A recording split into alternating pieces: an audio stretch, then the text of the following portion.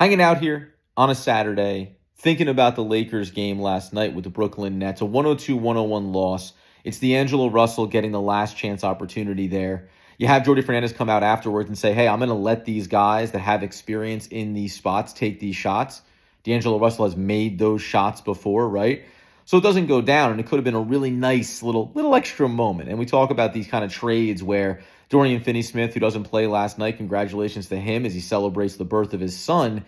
So you don't get this player that was desired by the LA Lakers, and you want to give up some picks, and you want to get that salary matching. D'Angelo Russell is the discarded piece in this deal, right? This is an LA Lakers team that is looking to be in the thick of the playoff hunt in the West and be a part of that conversation for a potential deep playoff run.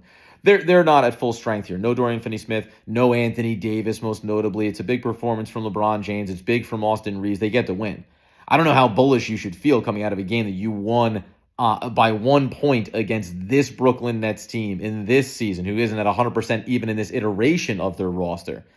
But when you look at the 19-8-6 for D'Angelo Russell across 27 minutes, we had the conversation on our Friday episode about D'Angelo Russell, the Orlando Magic, maybe being a nice fit as a trade partner here coming up to that February 6th trade deadline.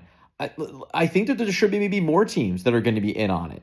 And the Brooklyn Nets can look at it from their standpoint and say, unless we get the kind of value that we're interested in, there's not a reason for us to get rid of him. There's not a reason for us to worry about the expiring contract. And you also want functionality on your roster, right? You see the way he can set the table for others. You see the way Ben Simmons, even though we don't have the same discussion with the remainder of his $40 million expiring contract and teams being interested in him.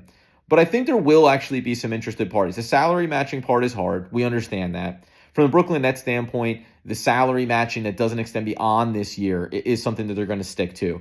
But I will probably start to expand the group of teams that should be calling Brooklyn about D'Angelo Russell. And even though I think going back to just Thursday, Doug and I were batting it around and saying that I think he'll be here through the remainder of the season, maybe he will. Probably he will. But stay tuned for Monday, because there's going to be a discussion about teams that we believe, or even into Tuesday, the upcoming week here. My, at least, list of teams that should call Brooklyn about D'Angelo Russell, and the fact that when you look at their rosters and you look at their expiring contracts, when you look at the salary matching, I think we're going to be able to strike a deal with a few different teams here. Whether or not it comes to fruition, that's another story. But I think that there will be playoff teams that look at D'Angelo and say, there's value there and we should definitely try to get it. And I think the Lakers, maybe at some point here, will at least reflect back on, did we jettison a player because of off-the-court stuff, behind-the-scenes issues, maybe a hair too soon for what we want to accomplish as well.